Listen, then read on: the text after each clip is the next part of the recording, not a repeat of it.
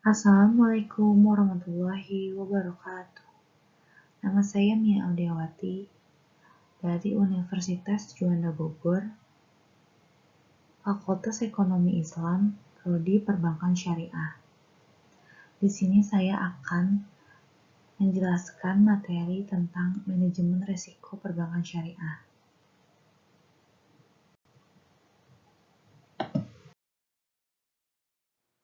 Pengertian perbankan syariah.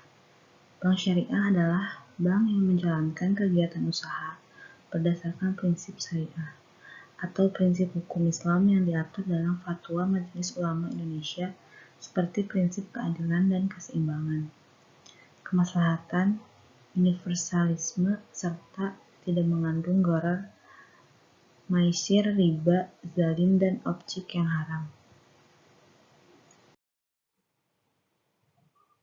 Pengertian manajemen risiko perbankan. Perbankan adalah lembaga yang berfungsi sebagai lembaga intermediasi antara pihak yang surplus dana dengan defisit dana. Sedangkan istilah manajemen menurut Stephen P. Robbins adalah proses mengkoordinasi dan mengintegrasi kegiatan-kegiatan kerja agar diselesaikan secara efisien dan efektif dengan melalui orang lain.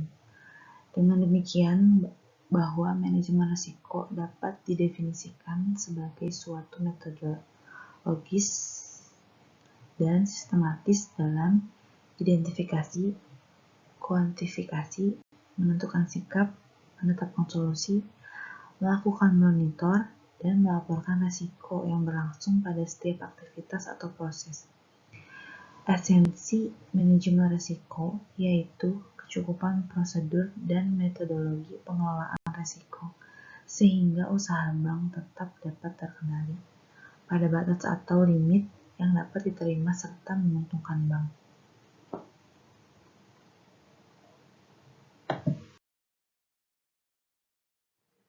Filosofi manajemen risiko.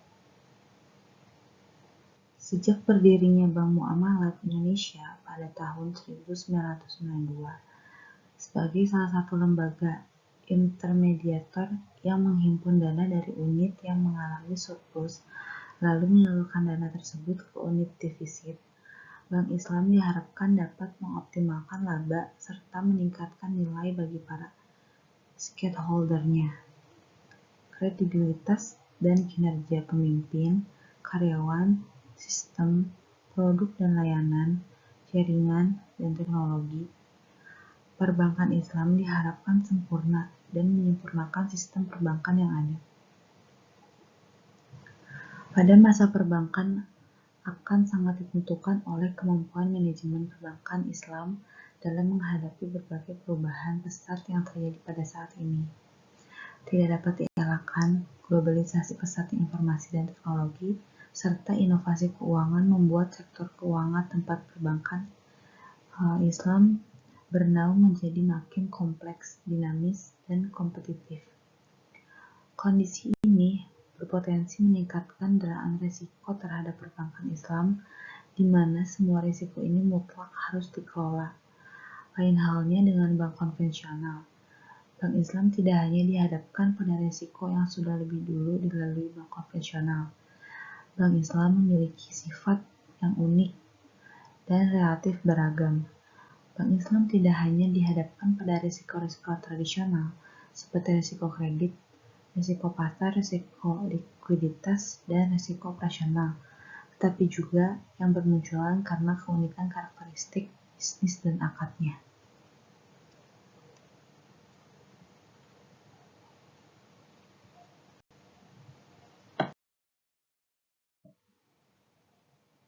Selanjutnya ada manfaat manajemen risiko. Manfaat dari penerapan risiko yang baik adalah antara lain: yang pertama, menjamin pencapaian tujuan perbankan. Kedua, memperkecil kemungkinan bangkrut. Ketiga, meningkatkan keuntungan perusahaan. Dan yang terakhir adalah memberikan keamanan perusahaan.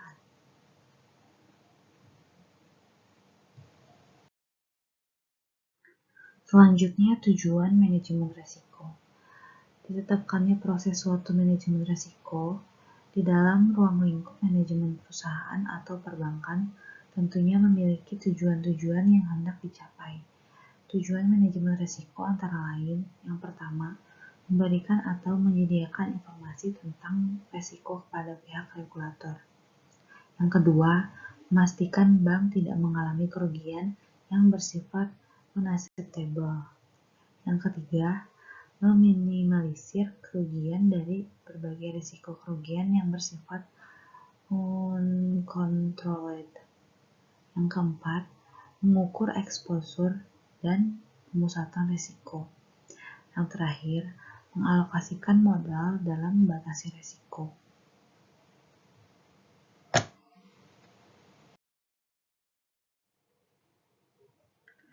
Selanjutnya, Peraturan Bank Indonesia tentang Manajemen Risiko. Kegiatan usaha bank senantiasa dihadapkan pada risiko-risiko yang berkaitan erat dengan fungsinya sebagai lembaga intermediasi keuangan. Perkembangan lingkungan eksternal dan internal perbankan syariah yang semakin pesat mengakibatkan risiko kegiatan usaha perbankan syariah semakin kompleks. Bank dituntut untuk mampu beradaptasi dengan lingkungan melalui penerapan manajemen risiko yang sesuai dengan prinsip syariah. Prinsip-prinsip syariah manajemen risiko yang diterapkan pada perbankan syariah di Indonesia diarahkan sejalan dengan aturan baku yang dikeluarkan oleh Islamic Financial Services Board. Penerapan manajemen risiko pada perbankan Islam disesuaikan dengan ukuran dan kompleksitas usaha serta kemampuan bank.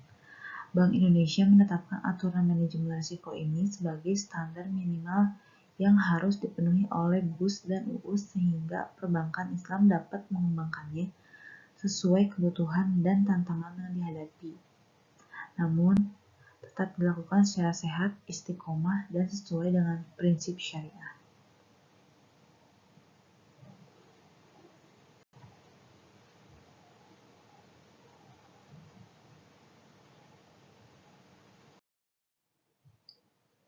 Sepuluh jenis risiko bank syariah. Meskipun sama-sama bergerak di sektor perbankan, bank syariah memiliki perbedaan yang khas dari bank konvensional. Salah satunya adalah dalam hal penerapan prinsip syariah. Implikasi perbedaan tersebut dapat terlihat dari kemungkinan risiko yang akan dihadapi.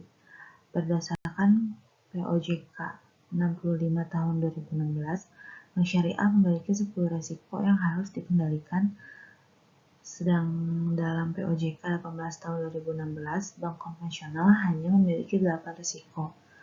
Tambahan 2 risiko merupakan turunan dari bisnis yang dijalankan oleh bank syariah dan tidak terdapat pada bank konvensional, yaitu sistem bagi hasil pada akad syirkah. Penerapan akad syirkah bank syariah mengakibatkan bank syariah memiliki risiko imbal hasil dan risiko investasi.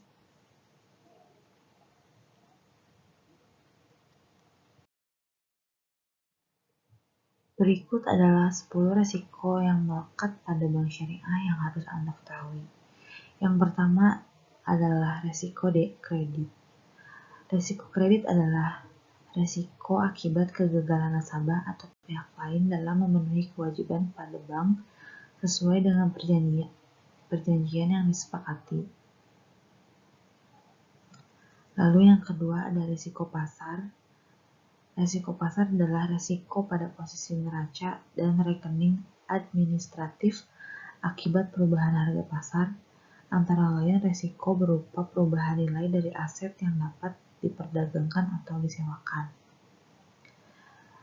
Yang ketiga, risiko likuiditas adalah risiko akibat ketidakmampuan bank untuk memenuhi kewajiban yang jatuh tempo dari sumber pendanaan, arus kas, atau dari aset likuid berkualitas tinggi yang dapat diagunkan, tanpa mengganggu aktivitas dan kondisi keuangan bank. Yang keempat, ada risiko operasional. Risiko kerugian yang diakibatkan oleh proses internal yang kurang memadai. Kegagalan proses internal kesalahan manusia, kegagalan sistem, dan adanya kejadian eksternal yang mempengaruhi operasional bank. Yang kelima, risiko hukum adalah risiko akibat tuntutan hukum atau kelemahan aspek yuridis. Risiko hukum timbul antara lain karena ketiadaan peraturan perundang-undangan yang mendukung atau kelemahan perikatan seperti tidak dipenuhinya syarat sahnya kontrak atau pengikatan agunan yang tidak sempurna. Yang keenam, risiko reputasi. Risiko reputasi adalah risiko akibat menurunnya tingkat kepercayaan pemangku kepentingan yang bersumber dari persepsi negatif terhadap bank. Risiko reputasi timbul antara lain karena adanya pemberitaan media atau rumor mengenai bank yang bersifat negatif, serta adanya strategi komunikasi bank yang kurang efektif. Yang ketujuh, risiko strategik adalah risiko akibat ketidaktepatan dalam mengambil atau melaksanakan suatu keputusan strategik serta kegagalan dalam mengantisipasi perubahan lingkungan bisnis. Lalu yang kedelapan, risiko kepatuhan adalah risiko akibat bank yang tidak mematuhi atau tidak melaksanakan peraturan perundang-undangan dan ketentuan yang berlaku serta prinsip syariah. Yang kedelapan, risiko imbal hasil adalah risiko akibat perubahan tingkat imbal hasil yang dibayarkan kepada bank kepada nasabah karena terjadi perubahan tingkat imbal hasil yang diterima bank dari penyalur dana yang dapat mempengaruhi perilaku nasabah dana pihak ketiga bank.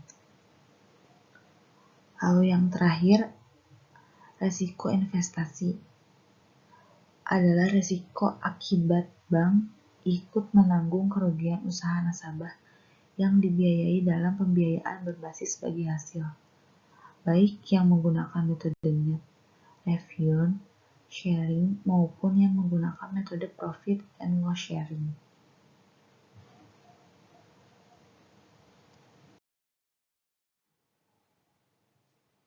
Bank syariah juga menghadapi risiko-risiko lain yang unik atau khas. Risiko ini muncul karena isi neraca bank syariah yang berbeda dengan bank konvensional. Dalam hal ini, pola bagi hasil atau profit and loss sharing yang dilakukan bank syariah menambah kemungkinan munculnya risiko-risiko lain, seperti withdrawal risk, merupakan bagian dari spektrum bisnis risiko. Risiko ini sebagian besar dihasilkan dari tekanan kompetitif yang dihadapi bank syariah dari bank konvensional sebagai counterpartnya. Bank syariah dapat terkena withdrawal risk atau risiko penarikan dana disebabkan oleh deposan bila keuntungan yang mereka terima lebih rendah dari tingkat return yang diberikan oleh viral kompetitornya. Lalu yang kedua ada fiduciary risk sebagai risiko yang secara umum hukum bertanggung jawab atas pelanggaran kontrak investasi baik ketidaksesuaiannya dengan ketentuan syariah atau salah kelola terhadap dana investor. Dan yang terakhir ada displayed commercial risk adalah transfer risiko yang berhubungan dengan simpanan kepada pemegang ekuitas. Risiko ini bisa muncul ketika bank berada di bawah tekanan untuk mendapatkan profit. Namun, bank justru harus memberikan sebagian profitnya kepada deposan akibat rendahnya tingkat return.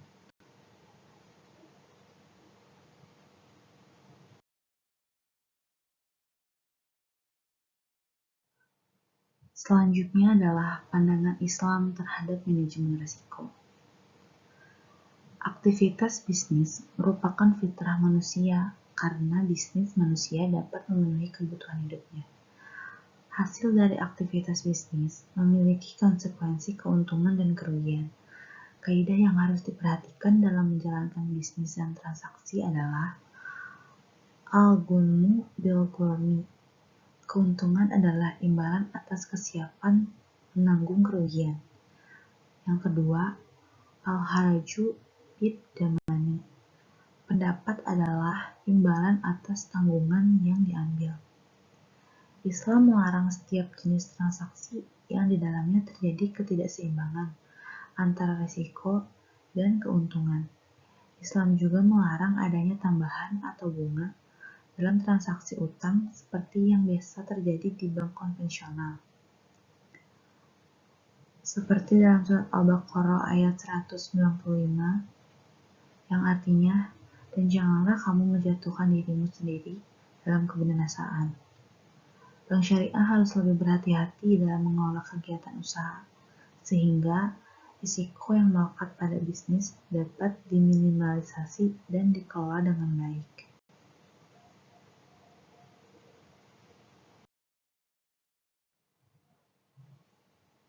Cukup sekian yang bisa saya sampaikan. Mohon maaf bila masih banyak kekurangan dan ada salah-salah kata. Wassalamualaikum warahmatullahi wabarakatuh.